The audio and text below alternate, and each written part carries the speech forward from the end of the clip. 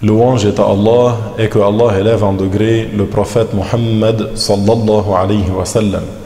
Sachez que Allah Ta'ala dit dans Surat At-Tawbah, ayah numéro 119, Ya ayyuhalladhina amanu, ittaqullaha wa kunu ma'as sadiqin.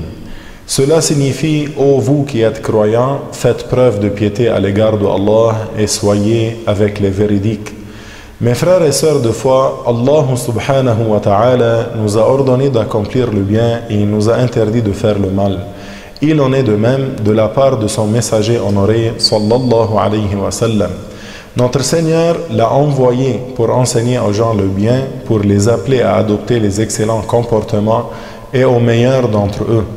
La véracité est un caractère éminent que Allah nous a ordonné d'adopter et que le messager de Allah sallallahu alayhi wa sallam nous a incité à avoir.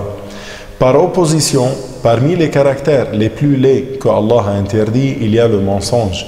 L'imam Muslim a rapporté dans son Sahih que Abdullah ibn Mas'ud a dit: le messager de Allah sallallahu alayhi wa sallam a dit, ce qui signifie: attachez-vous à la véracité entraîne à la bienfaisance mène au paradis.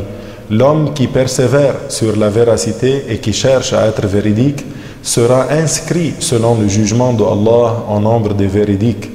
Gardez-vous du mensonge, car le mensonge entraîne à la perversité et la perversité mène en enfer. L'homme qui persévère sur le mensonge et qui cherche à mentir sera inscrit selon le jugement de Allah en nombre des menteurs. Alors, mes frères et sœurs de foi, le mensonge consiste à dire une chose qui est contraire à la réalité, tout en sachant qu'elle est contraire à la réalité. Le prophète sallallahu alayhi wa sallam a interdit le mensonge et a mis en garde contre le mensonge. Le mensonge mène la personne à la perversité, c'est-à-dire au penchant vers le mal et à la corruption. Lorsque le mensonge est répétitif, il devient une habitude et une nature dont il est difficile de se débarrasser. À partir de ce moment-là, la personne sera inscrite au nombre des menteurs. Nous demandons à Allah tabaraka wa ta'ala de faire que nous soyons au nombre des véridiques. En ce qui concerne le mensonge, il y a ce qui a trait au petit péché et il y a ce qui a trait au grand péché. En outre, il y a ce qui a trait à la mécréance, que Dieu nous en préserve. Notez bien que si le mensonge comporte une nuisance à un musulman, c'est un grand péché. Et si le mensonge ne comporte pas de nuisance à un musulman, c'est un petit péché. Mais nous ne devons pas négliger les petits péchés, car les montagnes sont constituées de cailloux.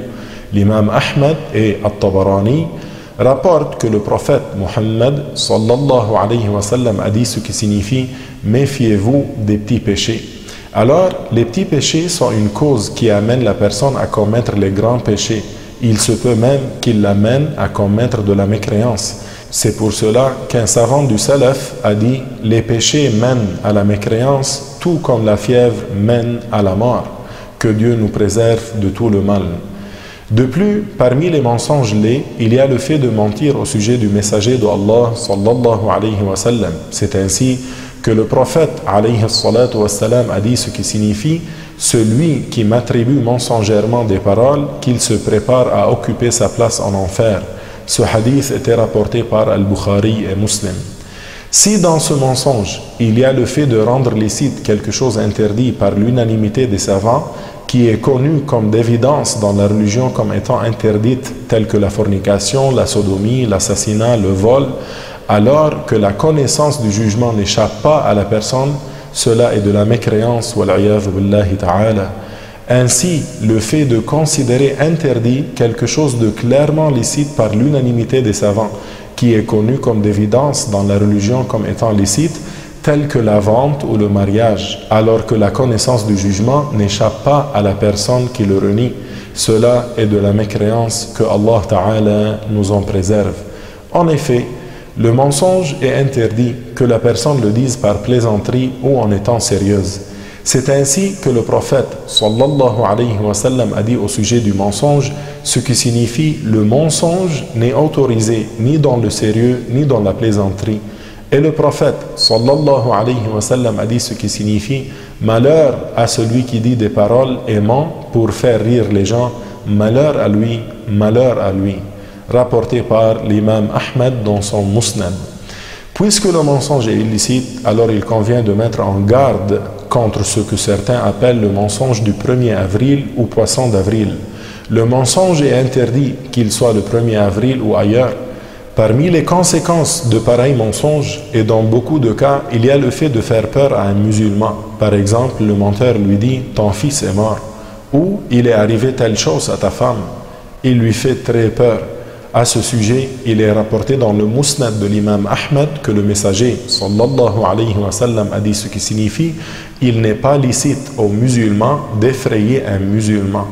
Chers bien-aimés, le mensonge n'est pas bon ni dans le sérieux ni dans la plaisanterie. Même si l'objectif est de faire rire l'assistance, même s'il n'y a pas de nuisance aux gens, c'est interdit. Et nous vous mettons en garde contre la parole corrompue de certains qui disent que le mensonge est comme du sel pour les hommes, tandis que d'autres disent quelle honte pour celui qui dit la vérité.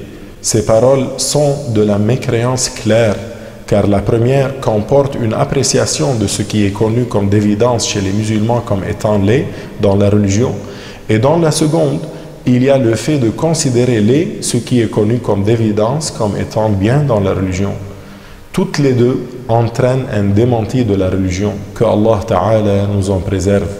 Alors, mes frères et sœurs de foi, méfiez-vous du mensonge et mettez en garde contre le mensonge, car c'est une habitude laide. Si elle indique quelque chose, elle indique le mal qu'il y a dans la nature de celui qui ment. Alors, craignez Allah et soyez avec les véridiques. Après avoir dit mes propos, je demande à ce que Allah Ta'ala nous préserve du mensonge et de l'interdit.